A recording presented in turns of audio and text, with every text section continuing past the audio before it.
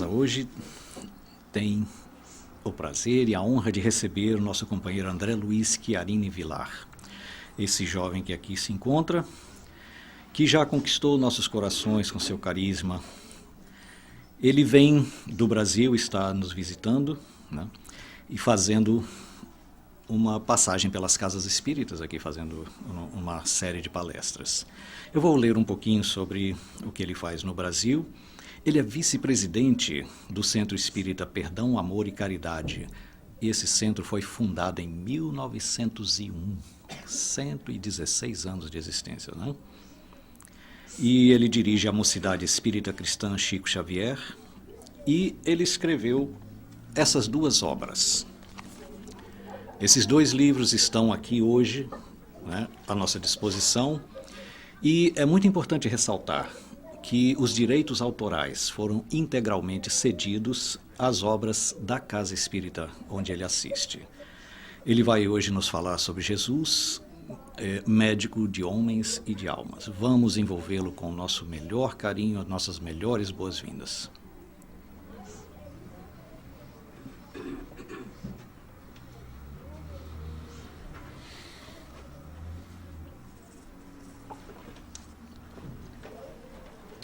Bom dia a todos. Que alegria estarmos nesta casa, nesta manhã de bênção e de paz. Que Jesus, que já foi tão mencionado, com tanto amor, com tanto carinho, possa ser o centro de nossas reflexões neste momento em que somos convidados a estarmos neste templo do amor, neste templo da paz. Então que Jesus envolva a cada um de nós que aqui nos encontramos, com os objetivos que aqui viemos em busca, com as respostas que nós necessitamos encontrar para as nossas dúvidas, a coragem para enfrentarmos as dificuldades naturais que passamos, seja conosco mesmo, em família, no trabalho, na sociedade, de um modo geral. O tema Jesus, médico de almas e de homens, para mim, é um grande desafio. Porque falarmos de Jesus não é falarmos de uma pessoa qualquer. Falarmos de Jesus não é simplesmente decorarmos suas parábolas, suas frases de efeito e sairmos falando e comentando. Falar de Jesus é falar de amor. Falar de Jesus é falar da única entidade que veio do futuro, sem nada dever para com a humanidade, passou por tudo o que passou, pelo simples fato de nos amar. Jesus nada nos exigiu. Jesus nada nos cobrou. Jesus apenas veio com o seu exemplo, com o seu amor, com o seu carinho, mostrando para todos nós que o diálogo é o caminho. Mostrando para todos nós que a fraternidade é o caminho. Por isso que nós afirmamos que Jesus ele foi o maior diplomata que a humanidade já teve. Jesus foi o maior legislador de almas que nós aqui já tivemos.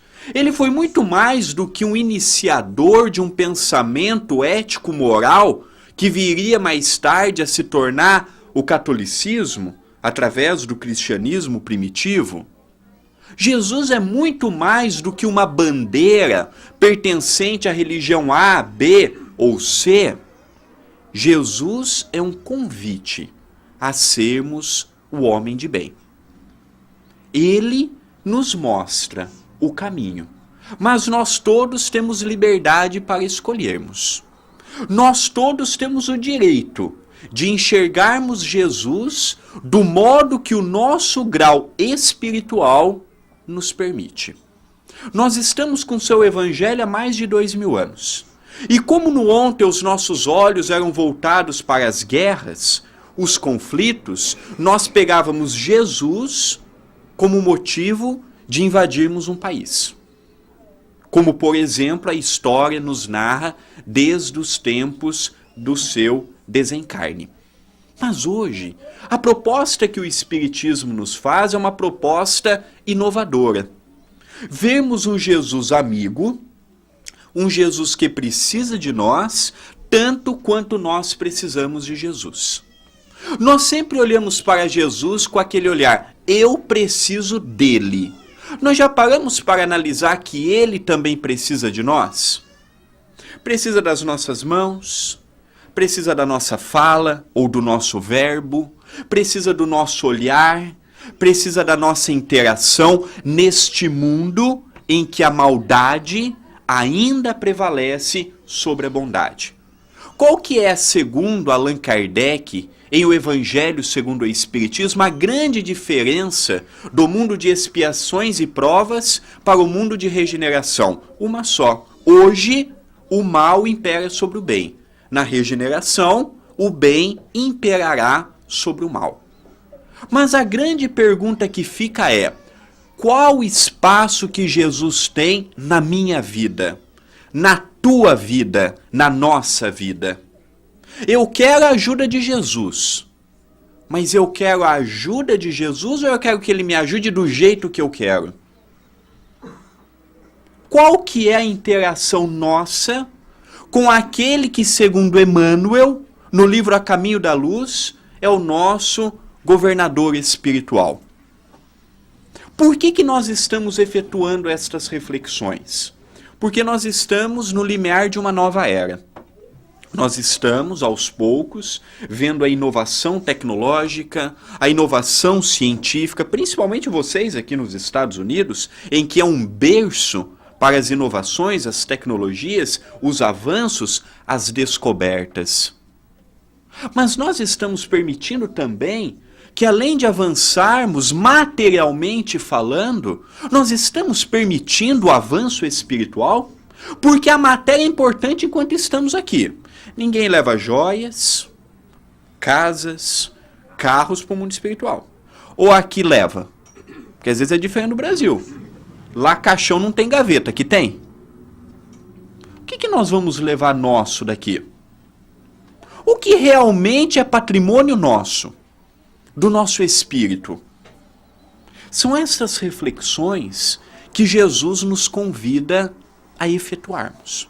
Então nós vamos pegar algumas passagens com Jesus, algumas passagens de Jesus, para nós vermos o seu convite amoroso.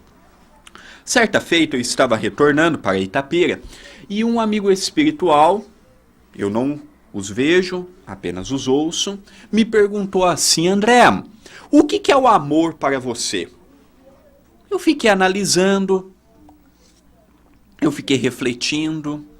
E quando você está diante de um espírito, não adianta você vir com desculpas. Eles conhecem os nossos pensamentos. Sabem o que realmente sabemos e o que não sabemos? Eu disse assim, eu não sei o que é o amor. Porque nem sempre a fala eu te amo está carregado do sentimento eu te amo. Falar é fácil. Demonstrar e praticar é difícil. Eu disse, eu não sei o que é o amor. Ele disse para mim, André, quando você chegar na tua casa, vá ao Evangelho segundo o Espiritismo e procure o capítulo em que está inserido o maior mandamento. A narrativa de Jesus a respeito do maior mandamento. Quando eu cheguei em casa, desci as malas, cumprimentei meus familiares, fui ao Evangelho. Primeiro ponto que me surpreendeu. É o único momento que Allan Kardec repete por 2 trechos do Novo Testamento em o Evangelho, é o maior mandamento. É o único momento. Nós vamos ver no capítulo 11, amar o próximo como a si mesmo, e no capítulo 15, fora da caridade, não há salvação. Eu fui ler, como ele havia nos pedido, então lá está. O maior mandamento. Os fariseus, vendo que Jesus calou a boca dos saduceus, reuniram-se em assembleia. Vamos usar esse ponto para efetuarmos uma rápida pausa. Eles não estavam em assembleia com quem quer aprender. Eles se reuniram em assembleia para perguntar a Jesus algo que o pudesse colocar em contradição para ter do que condenar Jesus. Eles não estavam com aqueles ouvidos de quem está ávido para aprender. Eles queriam um modo de condenar aquele que era fora dos padrões aceitáveis da sociedade. Um carpinteiro, itinerante, porque Jesus não tinha casa, ora estava em Cafarnaum, ora estava em Jerusalém, ora estava em Jericó, ora estava aqui, ora estava ali. Andava com mais 12, que a feição de Jesus também não representava grandes coisas em termos profissionais junto à sociedade da época, tirando Judas Iscariotes, que era um comerciante, e tirando Levi, Mateus, que era um coletor. O resto era pescador, pessoa simples. Então Jesus não era o padrão aceitável da sociedade. Só que Jesus era altamente inteligente, sábio. E Jesus ele não contradizia o que a lei mosaica dizia, segundo a tradição judaica que imperava na época. Então, quando eles se reuniram para questionar algo para Jesus, foi com este intento. Só que antes de nós entendermos Jesus, certa feita uma pessoa perguntou assim ao meu pai, o dirigente da casa em Itapira: Sérgio, por que aqui se fala muito do Chico? Meu pai analisou e o Dr. Marco Antônio, que é o benfeitor da casa, diga assim: Jesus ainda é uma realidade muito distante e o Chico é uma ponte que nos liga a compreender Jesus. Então eu vou contar uma rápida história que o meu pai vivenciou com o Chico para nós entendermos quem é Jesus. Quando meu pai chegou no espiritismo, por um processo obsessivo, no início da década de 80, 1982, 1983, gerente de banco, cada hora estava numa cidade, ele teve a oportunidade nessa altura de estar na cidade de Itatiba, estado de São Paulo. E nessa altura o processo obsessivo foi se agravando, havia ido em psicólogo, psiquiatra, aqui e ali, não resolveu o seu problema. Como último recurso foi no centro espírita.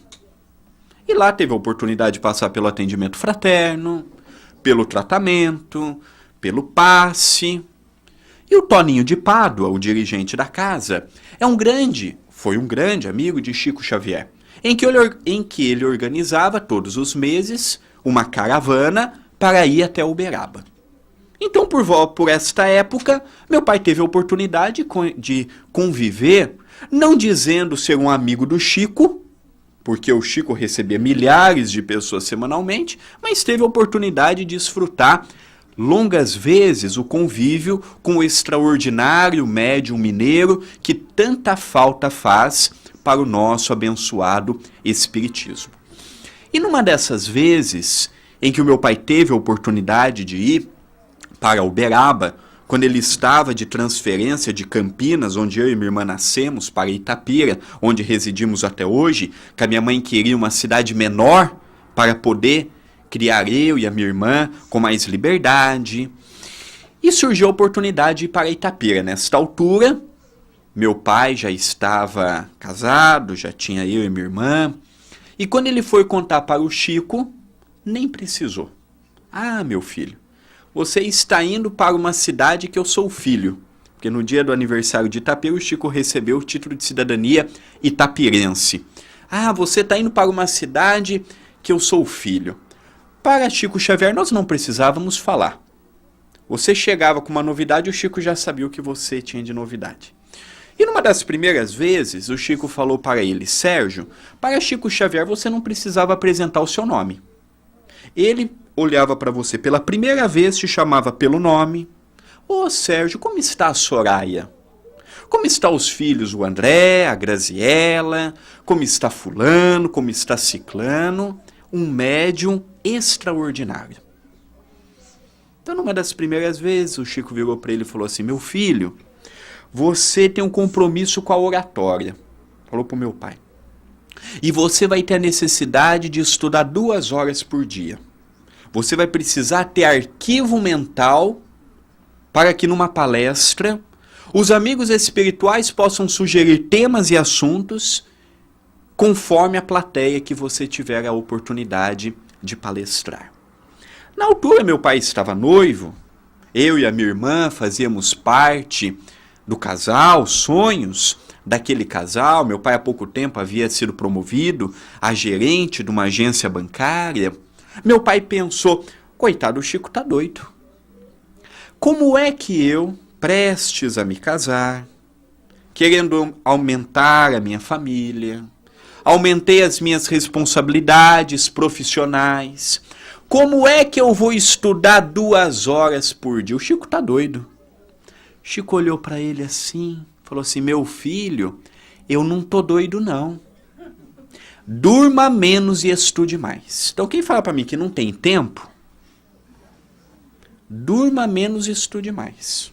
Perca menos tempo na televisão, perca menos tempo nas redes sociais, que você vai ver que vai ter tempo para ler, para estar com os familiares. Você vai ter tempo para tudo o que quer. O tempo quem faz somos nós. Se Chico Xavier era essa potência mediúnica, anímica dele, quem é Jesus? Se estar perto de Chico Xavier, do nada, exalava perfume de rosa, éter, quem é Jesus? Porque eu brinco que a diferença de Chico Xavier para Jesus é a mesma de nós para Chico Xavier. Compreenderam a comparação? A diferença evolutiva de Chico Xavier para Jesus Cristo é a mesma de nós para Chico Xavier. Imagina se Chico era o que era. Imagina como devia ser agradável estar com Jesus. Como nos diz no livro Jesus no Lar, psicografado pelo Chico, ditado por Neio Lúcio. A casa de Simão Pedro, sendo um convite às reflexões mais espiritualizadas que a humanidade já teve. Então, quando eles reuniram em assembleia, não foi com o intuito de quem quer aprender. Foi com o intuito de quem quer ouvir o que ele vai falar para ter do que condená-lo. Jesus sabia da intenção de cada um deles que ali estava. Jesus sabia do grau de entendimento de cada um deles que ali estavam. Jesus olhou e disse assim, podemos resumir todos os mandamentos, todos os profetas e todas as leis em 2 mandamentos. O primeiro, amarás a teu Deus de todo o teu entendimento, de toda a tua vontade, e o teu próximo como a ti mesmo. Ame a Deus em primeiro lugar. Ame o teu próximo como gostaria de ser amado. Vamos refletir. Vamos analisar este ensinamento. Primeiro ponto, amar a Deus. Qual que é o nosso intercâmbio com Deus, o nosso Pai? O nosso Criador. Nós trazemos aquela herança religiosa do passado de conversarmos com Deus como conversamos com qualquer pessoa na rua. Ao ponto de querermos tirar satisfação de Deus ou ao ponto de querermos barganhar com Deus. Me dê isto que eu dou aquilo. Só que André Luiz, através de Emmanuel, diz, o Espiritismo não é a doutrina nem do nós nem do vós, e sim do eu. Primeira pessoa no singular. Eu tenho que fazer a minha parte. Eu sou responsável pela minha encarnação. Se eu sofro, quem é o autor do meu sofrimento? É Deus? É Jesus? É os espíritos que aqui estão? Então o Espiritismo nos ensina a colocarmos cada coisa no teu lugar. Ah, eu quero ser feliz. Vamos em busca da felicidade. Ah, eu quero ter paz. Vamos em busca da paz. Eu quero ser amado, mas você ama? Então chegou uma pessoa extremamente rica para o Chico. Muito rico. Tinha de tudo que a maioria das pessoas no Brasil sonham em ter. Casas, propriedades, empresas, uma bela fortuna, era casado, tinha 2 filhos, mas não era feliz. Tinha de tudo que um homem pode possuir materialmente, mas não tinha prazer em viver. Foi em todos os locais. Não encontrou as respostas que ele queria. Procurou e não achou. Foi até Chico Xavier. E o que me admira em Chico Xavier é que Chico Xavier tratava o rico e o pobre igual. E não importava se tinha um doutorado, um mestrado, se era PhD nisso ou naquilo. Para Chico Xavier era um irmão, uma irmã. De repente, aquele companheiro entrou na fila, sem qualquer regalia comparado com os outros. Chegou a vez dele. Expôs, falou: Chico, eu tenho de tudo que um homem sonha em ter para poder dizer assim: eu sou feliz. Tenho dinheiro, tenho poder, tenho funcionários, viajo para onde eu quero, na hora que eu quero, tenho o carro que eu quero ter, tenho isto que eu quero ter, tenho aquilo que eu quero ter, mas não sou feliz. Chico olhou para ele, um bom mineiro, calmo, usando aquela expressão típica de Minas: uai, meu filho, você realmente não sabe por que não é feliz?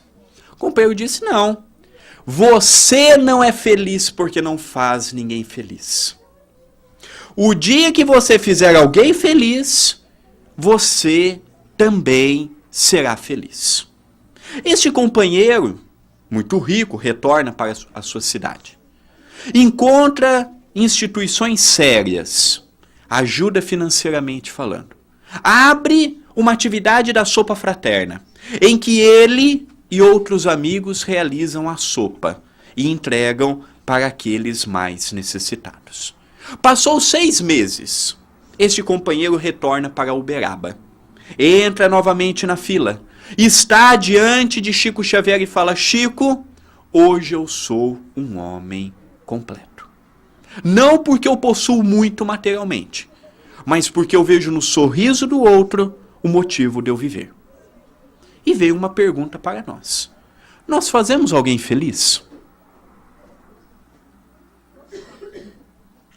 Nós fazemos alguém sorrir? Chorar, nós fazemos e muito. Mas e sorrir? Também? Quantas vezes na semana, no mês, no ano? O nosso ano já passou da casa dos 300 dias.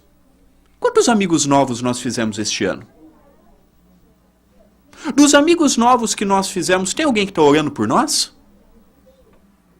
André Luiz, Dr. Carlos Chagas, pseudônimo que atendeu ao lado de Chico Xavier. Um dos maiores sanitaristas que o Brasil já fez. Médico, sanitarista, cientista, extraordinário. Atendia no final do dia gratuitamente, como está no livro Nosso Lar. Vamos supor que ele atendeu 1000 pessoas gratuitamente. Quantas pessoas que ele falou lá que orava por ele? 1. Se eu desencarnar hoje, tem alguém que está orando por mim? 1.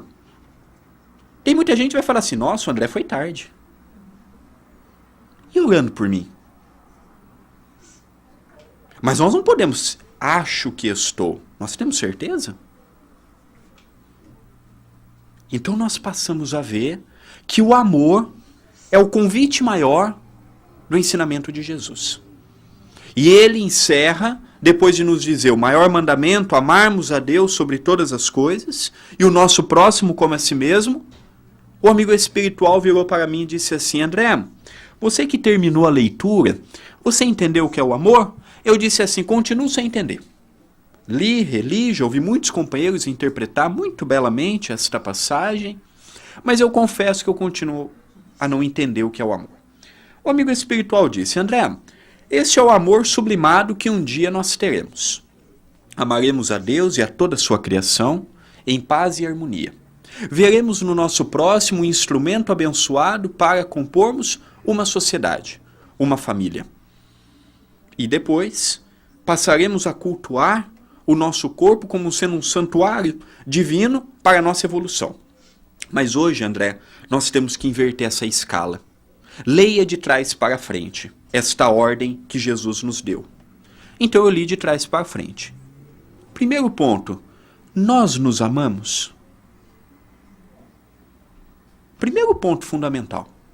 Porque se eu não me amar, eu não poderei amar ninguém. É um princípio básico. Alguém pode dar carona se não tem carro? Lá no Brasil, vocês vieram para cá, vamos ver se a realidade é a mesma. Lá no Brasil é muito comum nós perdermos a paciência, não é? Então tem pessoa que chega e fala, olha, eu perdi 1, 2, 3, 4, 5 vezes a paciência hoje. Eu acho muito curioso. Por que alguém perde o que não tem? A gente tem paciência? Se nós tivéssemos, perderíamos? Alguém que ama deixa de amar? Se deixou é porque não é amor. Nós verdadeiramente nos amamos? Quantos são os altos que queriam ser mais baixos? Os baixos que queriam ser mais altos. Aqueles que têm uma barriguinha não queria ter, aqueles que não têm gostaria de ter. Nós aceitamos do jeito que nós somos? Os desígnios divinos? Nesta reflexão, eu li recentemente uma passagem de Humberto de Campos por Chico Xavier muito curiosa, que ele diz de um companheiro chamado Marcos, espírita praticante, participava, ajudava na oratória, ajudava no passe, ajudava na desobsessão, mas tinha um péssimo defeito, reclamava em excesso do seu corpo físico. A dor para ele era potencializada 10 vezes. Então reclamava do joelho, reclamava disso, reclamava daquilo. E num dia, num trabalho mediúnico, o amigo espiritual perguntou, Marcos, posso te fazer uma pergunta? Pode. Você tem o carro que gostaria de ter? Marcos disse não. Ele perguntou, por que você não tem o carro que gostaria de ter? Ah, é muito simples, eu não tenho o carro que eu gostaria de ter, porque eu não tenho dinheiro para tal. Portanto, meu filho, você agradeça a Deus. Ele falou assim, como? Nós ajuntamos toda a sua economia espiritual, o melhor que deu para fazer com o seu corpo físico é o que você tem. Se você quer o melhor, trabalhe agora para na próxima encarnação não ter tanto problema quanto tem agora. Então, quando eu nunca mais, depois disso, reclamei do meu corpo físico. Para não tomar essas da espiritualidade, porque às vezes as pessoas pensam, os amigos espirituais só alisam, não sei na onde, só se for obsessor. Porque espírito sério não alisa, não. Chico Xavier, jovem, com o seu olho sangrando. Momento algum, Emmanuel alisou ele. Meu filho, tá reclamando do quê? Agradeça a Deus, você ainda tem um, tem gente que não tem nenhum. Então, o espírito sério não vem assim, não vou no centro hoje que tá caindo neve. Tá frio. Vou ficar... Não vai porque não tem carro. Vai desencarnar? Engraçado que quando precisamos, seja com neve, com sol, com chuva, aí não tem problema. Esta é a interação que nós temos que ter. O modo que nós ligamos ao nosso Mestre Jesus. Nós pedimos muito a ajuda dele, mas ele também pede a nossa ajuda. Ainda mais neste momento de transição. Por isso que eu compreendi que se Jesus é amor em essência, ele é o nosso mestre, o nosso referencial, nós também devemos ser. Amando a oportunidade que nos foi dado, amando as oportunidades que nos são conferidas. Por isso que o Espiritismo nos ensina, nós não temos a família que gostaríamos de ter, mas temos a família que necessitamos ter. É diferente. Não temos o corpo que gostaríamos de ter, mas temos o corpo que necessitamos ter. Não estamos passando pelas oportunidades que gostaríamos de passar, mas estamos passando pelas oportunidades que temos a necessidade de passar. Como dizia Leon Denis, o continuador, se Allan Kardec, por algum motivo, não conseguisse concretizar a sua obra. O Espiritismo não é a religião do futuro, mas o futuro das religiões. A mediunidade não é uma criação espírita. A reencarnação não é uma criação espírita. O intercâmbio com aqueles que já partiram não é uma criação espírita.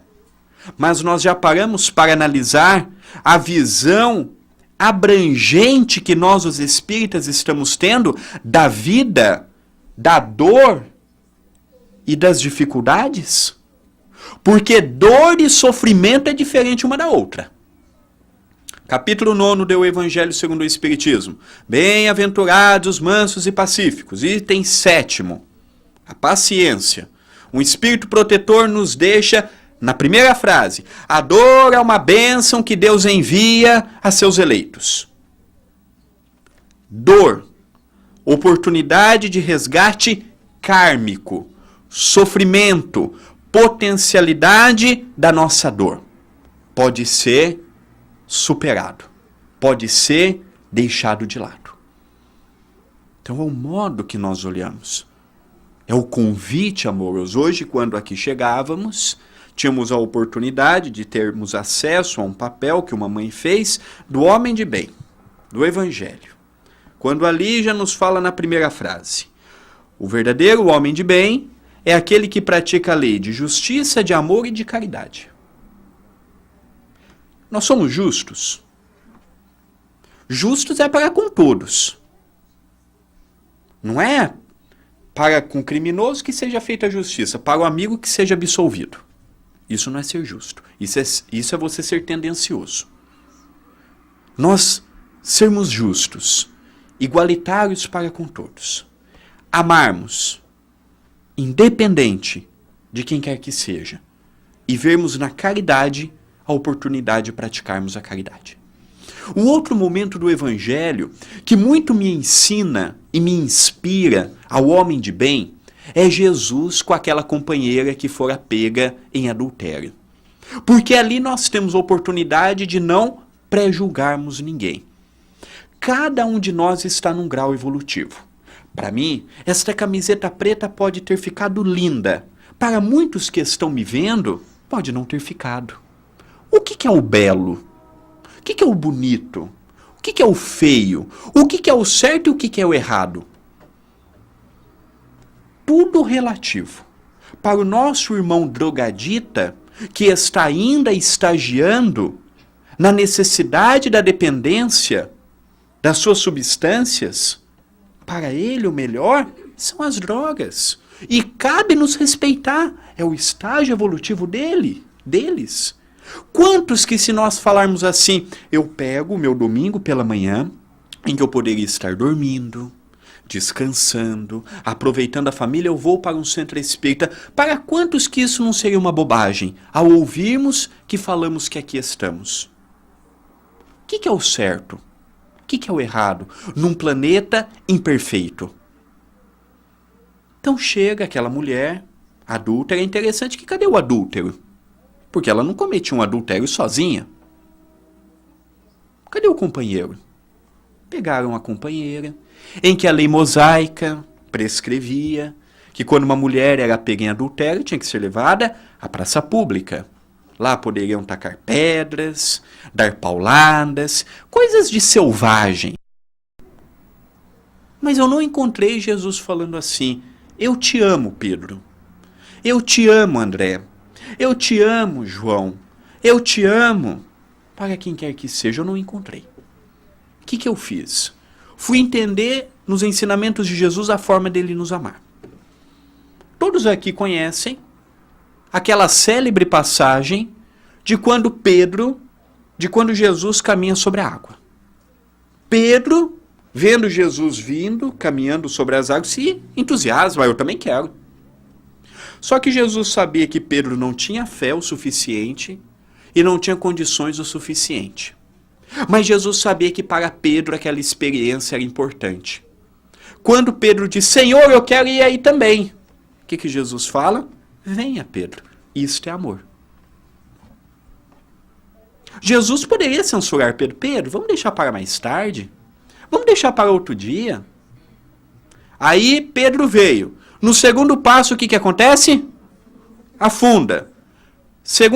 Outra forma de Jesus amar. Pedro, o que Jesus fez? Estendeu a mão. Vem aqui. E o colocou no barco. Isto é amor. Isto vale muito mais do que a gente ficar o dia inteiro falando eu te amo, eu te amo, eu te amo. E quando a companheira erra a hora do almoço, a gente xingar, brigar, condenar. Ou qualquer outro caso. Então Jesus mostrou para todos nós o que vem a ser o amor nas ações. Jesus na última ceia lava o pé dos 12. E Jesus olhou para Judas Iscariotes e sabia que Judas havia feito o que fez. Mas nem por isso Jesus o condenou. Jesus sabia que no momento derradeiro muitos poderiam correr, como falou para Pedro, Pedro, se há de me negar por 3 vezes, eu, Senhor, não. Eu estou contigo até o final. Estava com Jesus até o final? Só ficou Maria de um lado e João. Os outros correram todos. Neste momento, nós somos quem do Evangelho? Ser cristão na atualidade é fácil. Já pensou a gente ter que dar a vida pelo Cristo? Vamos supor que o exército americano feche a porta do centro e diga assim, só vai sair daqui quem disser que não é espírita. O resto que disser que vai ser espírita vai morrer aqui. Quem de nós ficaria? Ficaria algum de nós aqui? Para nós vermos a nossa fé. Os primeiros cristãos não abjuravam, não. O filhinho lá, mamãe abjura, papai abjura. Não, eu estou com Cristo. Mas você vai morrer. Tem problema, é o testemunho. Se o exército fechar e falar assim, só vai sair quem abjurar o Cristo. Quem de nós que ficaria? Algum de nós morreria pelo Cristo? Como Cristo fez por nós? Algum de nós faria isto? Então são essas reflexões para nós analisarmos o intercâmbio nosso com Ele. Nós queremos muito dele, mas quando Ele quer algo de nós, nós não podemos, não temos tempo. Jesus é em 2º, 3º, 4º, 5º plano. Depois nós temos dificuldades muitas vezes para entender o porquê que às vezes, voluntariamente, passamos por coisas que poderíamos evitar. Nem todo sofrimento que nós passamos é oriundo do nosso passado. Nem tudo que nós passamos é karma. E quem diz é Allan Kardec, em O Evangelho segundo o Espiritismo, capítulo 5, Bem-aventurados os aflitos, quando nos fala causas atuais das aflições. Então nós queremos muito da vida. Mas e quando a vida nos exige o sacrifício? E quando a vida nos convida às escolhas? Quais têm sido as nossas escolhas? Então que nós possamos ver em Jesus um amigo que caminha do nosso lado, precisando de nós tanto quanto nós precisamos dele. E ele nos ensinou que para sermos amados, temos uma obrigatoriedade, amar. Ninguém é amado sem amar o próximo. Lei áurea para todos nós. Ninguém é amado se não amar o seu semelhante. Ninguém é respeitado se não respeitar o seu semelhante. São regras que Jesus, com muito amor, procurou nos ensinar. E o convite que ele nos deixou há mais de 2000 anos é o mesmo. Nós não podemos dizer assim, é novo que nós estamos aprendendo no Espiritismo. Não é. Fazem 2000 anos que nós estamos com o mesmo convite. A amar, a perdoar, a respeitar, a tolerar, a ver o próximo, muitas vezes antes de vermos a nós mesmos.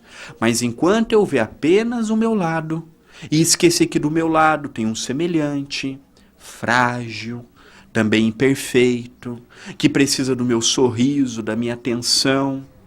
Nós vamos continuar, muitas vezes, tendo dificuldade de interagirmos com a vida. Estamos num momento mágico. Nunca houve tanto avanço quanto na atualidade. Que nós possamos aproveitar a nossa encarnação e questionarmos a nós mesmos o papel que nós devemos desenvolver. Qual o nosso papel aqui na Terra? Além de termos uma família, além de termos um trabalho e espiritualmente falando. Aqui nos Estados Unidos eu não sei como é que é, mas no Brasil, quando nós vamos em busca de um emprego, o que a pessoa olha para nós? Para o nosso currículo. Se nós desencarnarmos hoje, qual o nosso currículo espiritual? Ah, eu fui 10 anos num centro espírita nos Estados Unidos. Vão virar para nós e perguntar, e daí? Você foi 10 anos? Muito bem, parabéns, mas o que você fez desses 10 anos que você foi lá? Ah, eu dei 1000 palestras. Nossa, que beleza. O que você aprendeu com as suas palestras? Ah, eu apliquei 500 passes ou tomei 500 passes. Que beleza. Como diz Richard Simonetti, é um papa-passe. Que beleza.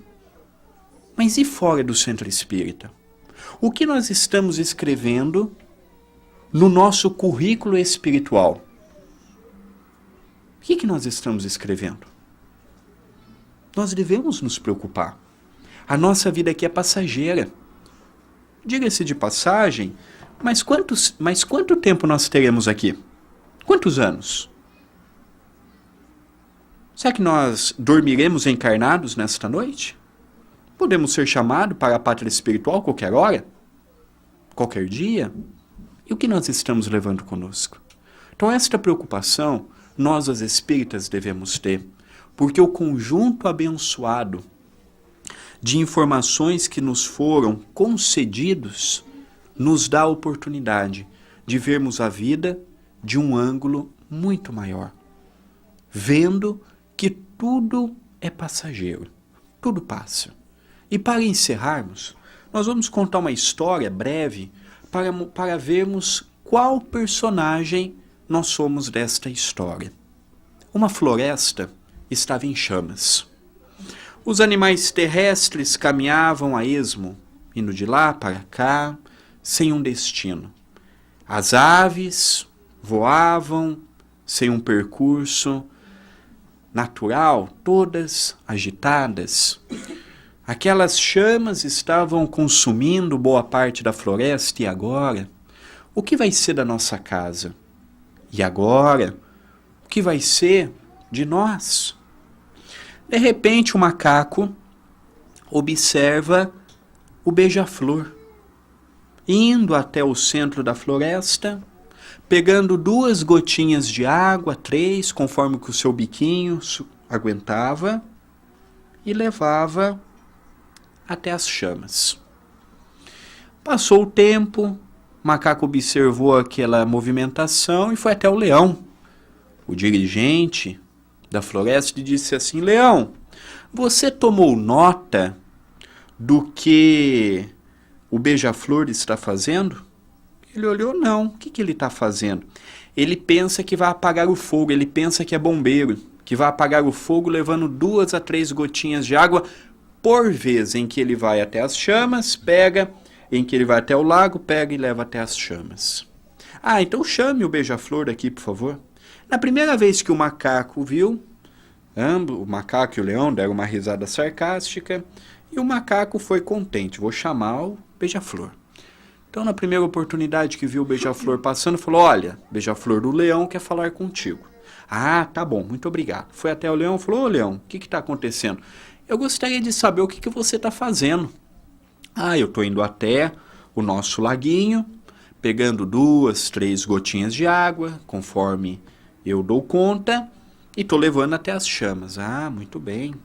E está surtindo algum efeito, está apagando fogo, e deu aquela gargalhada em que deixou desconcertado o beija-flor. Mas o beija-flor olhou e disse assim: olha, leão, se eu estou apagando o fogo, eu não poderia avaliar. Se eu vou apagar o fogo, também não poderia lhe dizer, mas eu estou fazendo a minha parte. Me dê licença que eu tenho muito trabalho. Nessa história, nós somos o macaco, que é o fofoqueiro, nós somos o leão que tira satisfação da vida dos outros, ou nós somos o beija-flor que tenta acalmar, apaziguar as arestas, quebrar os problemas? Quem nós somos? Nas vidas passadas, já fomos muitos macacos e muitos leões. E com o conhecimento que nós temos hoje, somos convidados a ser pela primeira vez os beija-flor. A vermos que a paz é o caminho. Então que este Jesus, que nós falamos de um modo tão imperfeito, pela nossa imperfeição, que ele possa ter tocado em nossos corações.